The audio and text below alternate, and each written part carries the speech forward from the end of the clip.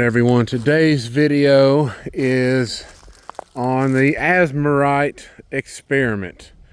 So the last batch that I set out, I finally encompassed every part of the island. So we'll do a quick pan. We'll start back here. And you can see green, right? We're doing pretty good. And green across the board. More green. You know, plenty of improvements needed here. Still got green in it. And right here in front of you, looking pretty darn good. So let's talk about Azomite in deeper detail here. Do I think Azomite is a fix-all fertilizer? Absolutely not.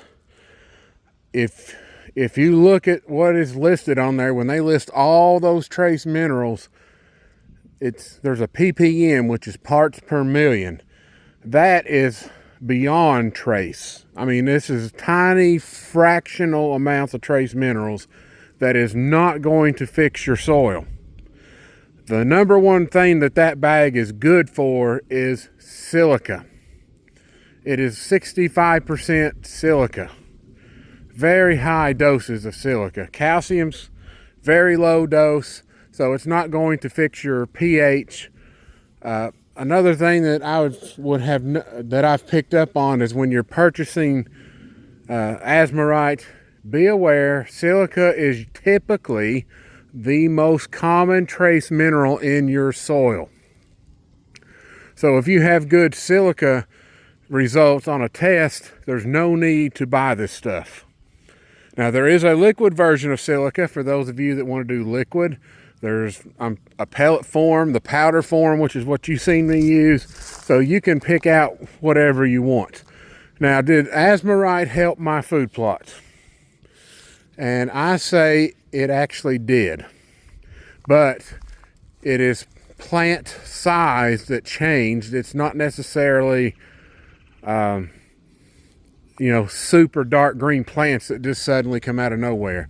The average plant size, I'm talking like clover leaves, blades of grass, stem sizes, all got larger after the application was applied. Now, in areas where I mixed additional trace minerals, which was back here beyond the Azomite, I'm talking manganese, sulfur, any other trace mineral that I threw in here, when that was all interacted together where there was a much higher concentration of those other two trace minerals, those parts of the plot looked amazing. So I think my silica number was off a little. I don't think it was extremely bad. You also need to be careful about going overboard with this. If you're automatically in your head substituting 70 trace minerals that Azomite has in it, and I want to emphasize extremely light amount of it, you're going to have to buy so much bulk of that stuff that you're going to overload your ground with silica. There's also a few other things in there that I don't like seeing. There's some uranium, even though that it's not dangerous levels. Okay, this is below or at standard normal background levels in your soil. But when you keep stacking it and stacking it and stacking it, at some point you're going to get above background levels. So keep it I treat this as a one-time dose, and I'm done with it. I've got my goal achieved by seeing thicker plants, and we'll go over here and take a look at some of these plants. So the back side I'll do last, but here in the middle I applied more silica or Azomite. And when you're filling plants, I can feel like there's more texture in a good way. I'm talking like this feels thicker in the leaf. The leaves are also or the grass blade stem in this case. The leaf itself, if you have anything that's leafy like chicory, you'll notice that the leaves on those look bigger. The stalks also that I found are generally looking fatter at a younger stage. So I think the silica did improve this plot. So as far as adding any additional silica up here, I am done. I coated the plot in roughly 250 pounds total. And that's it. I think this part of my program is done. And of course, you're thinking to yourself, why did this not do anything spectacular? Mainly because maples have horrible shallow root system, as you can plainly see here. Same thing happened around this big maple. There's a big void area where nothing really grew well, and silica it'll help to some degree there, but not a lot. It's mainly because these trees are siphoning out nutrients, and the only way to really improve this, other than the tree trimming I did to get sunlight in here, is to remove these trees, or you're going to be forced to throw extra fertilizer around them to try to counter what trees can do. So back here is what has normally been the healthy strip where this old road bed runs across. I applied Azomite on here as well. So everything you see got some form of Azomite. Now these other areas, like I'm talking about some of these weaker areas, I did throw out additional handfuls here to see if that would spur some type of change in the food plot. And here, nothing really changed. So what grew here though looks really good now as far as health of the plants. The wheat, the oats is looking really strong. Cereal rye is coming on strong. And even the clover is starting to kick it in gear. The Azomite has been setting in the soil now since that other snow, which has been several weeks. That was back in January, so here we are in early March. And I gave it plenty of time to show what it can do in the soil before I made any judgment calls on it. And like I say, the clover leaves look really good, even though they get a whole lot bigger than that. Now this back half, here I applied another heavy batch of Azomite. So look here, there is a change here, and I noticed the plants are stronger looking. Health-wise, they are getting more on par with this group. And I believe the silica in here has helped. And yes, those small, minute amounts of trace minerals, I mean, temporarily fed these plants. Very temporary. I would say maybe 2 to 3 days worth, maybe 4 max of good nutrition, depending on how heavy I coated the Azomite on there. So maybe 3 or 4 days of help that has trickled into the soil, because as you can see, even with rain after rain, it is still taking a while to absorb all of it. So I don't have all of the trace mineral in here absorbed. So Azomite is a kind of a slower form of fertilizer, especially when you apply it heavily. And of course, when you're near trees, it does deter some of the rain from getting in here and helping to push this down in the soil. But that is Azomite right there. So it does take a while depending on the situation it's in. And if you're into a slower release fertilizer, and granted, if you really want to think about it on the deep end of things, it is not so much a fertilizer. It is basically one particular type of mineral that I'm using to boost plant size. Basically, you're boosting cell structure in the plants. So right here is the back half that I applied the first batch to. Then afterwards, I came back and added that small amount of manganese and sulfur with that Azomite. This back here did the best it's ever done. And it's super green. The plants still look really healthy. So in combination with other trace minerals, more up to snuff, this is much better results than what I was getting in the past. And now here, This is the exact same spot where I was standing. Right here was the line where I originally set out the first batch. This is the follow-up over here. And look at that. We have green that has come on, and it looks really healthy, except for some boron is a bit off back here. I may have missed a spot. The purple should have vanished by now, so I have probably missed one little spot in here, and I can come back and spot treat as needed. If you wait a while with boron, you're safer to do that if you think you missed something versus going back and immediately trying to cover it. I play it safe. It's had plenty of time to respond now, so still got some purple showing, and I'll get a very, very light coating back here. But we have much thicker feeling grass stems. There's stalks that also look better, and you can see the grooves. See those grooves? They're much more pronounced in the plant. That is cell structure. That is bigger, fatter cell structure, helping to get these plants where, you know, where their potential can be.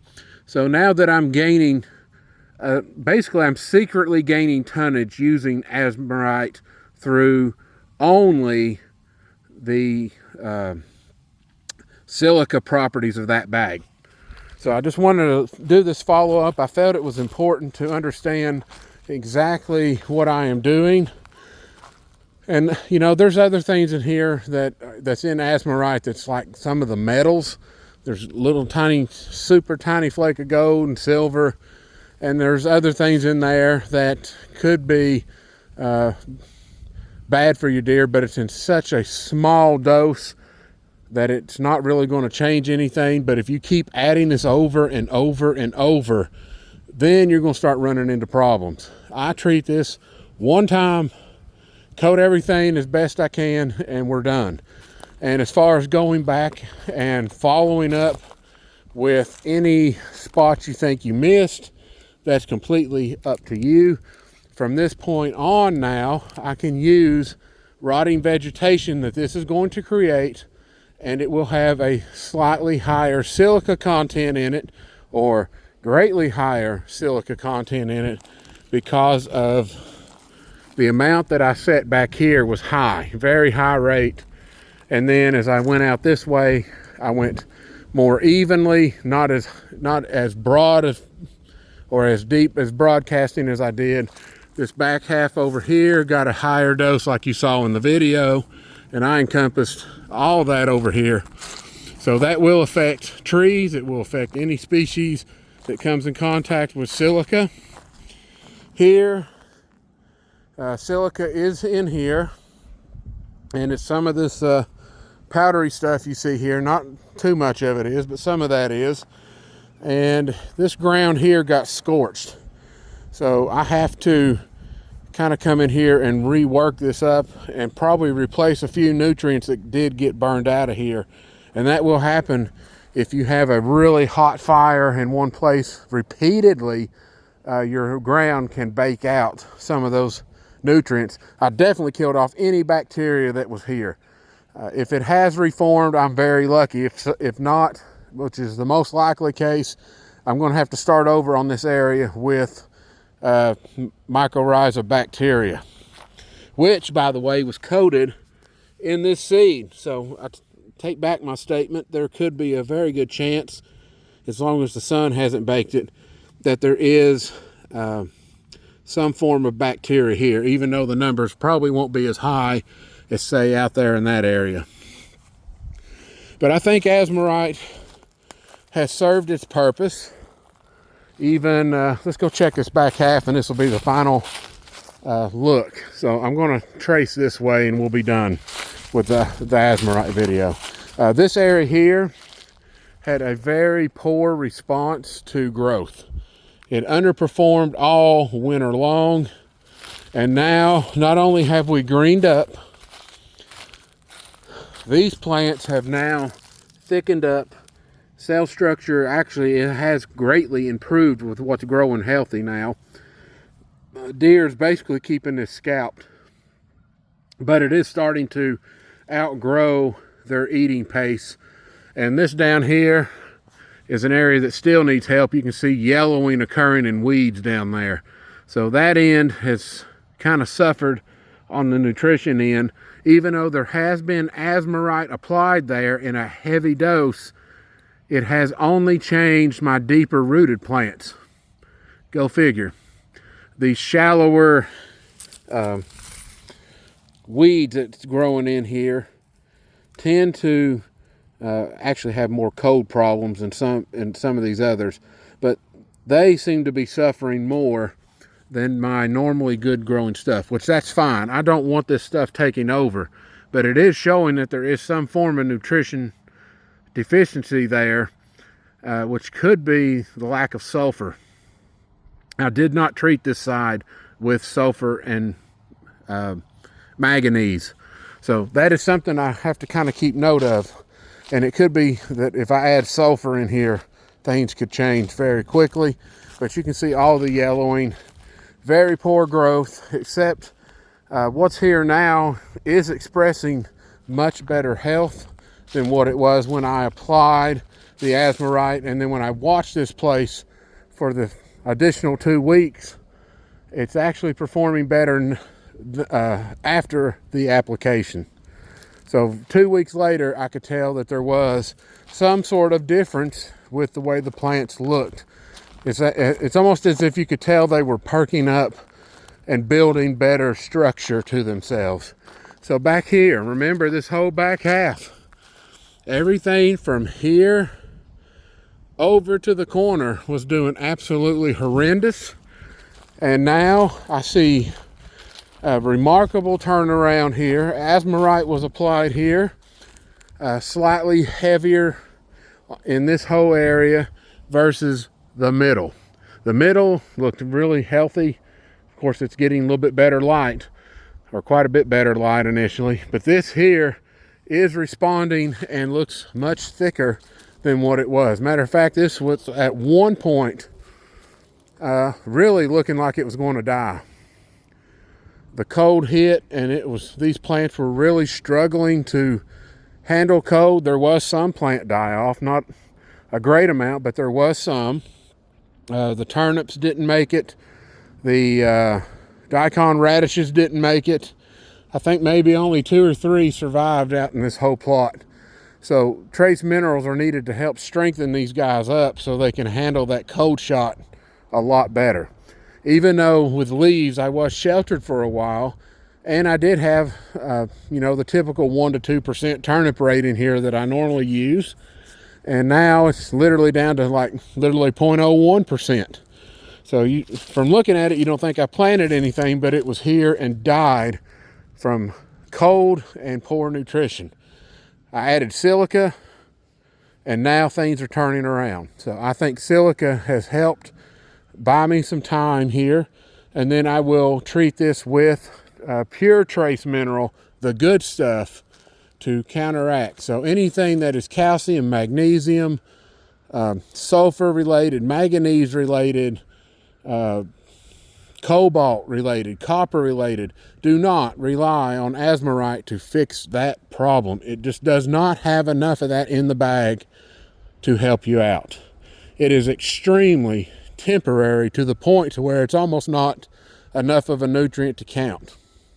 So it is silica fixable, which is great, but when it comes to the other trace minerals, I highly recommend buying those particular trace minerals you need in bulk or in purity standard. So if you need let's say boron, if you need a lot more boron, then buy pure boron and set your broadcasting rate as needed. If you need more manganese, buy pure manganese and do the same thing. Use broadcasting rates as recommended if you do the soil test route. So there you go, guys. Azomite experiment is in the books, and I believe this plot looks like it's in better shape. Definitely greener at this point than last year.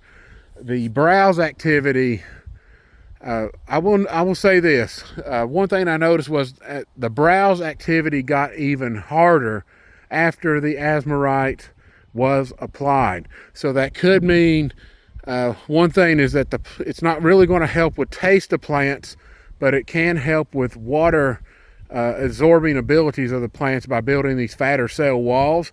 So there's more water content in here, which maybe that's what they were looking for. That could have helped increase the attraction to the plot. The fact that there's even more food growing now than there was before the application, it's getting taller again.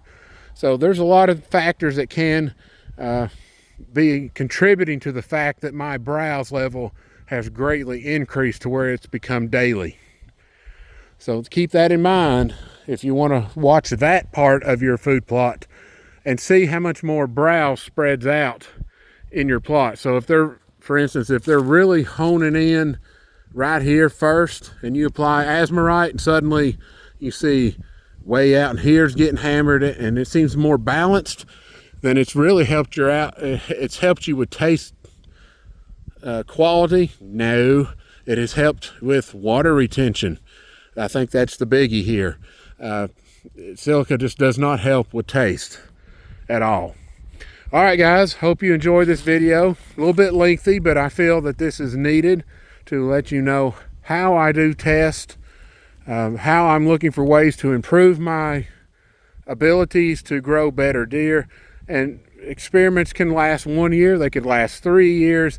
This is the type of fertilizer I would not keep adding as an experiment over and over. I think this was a good one-time run.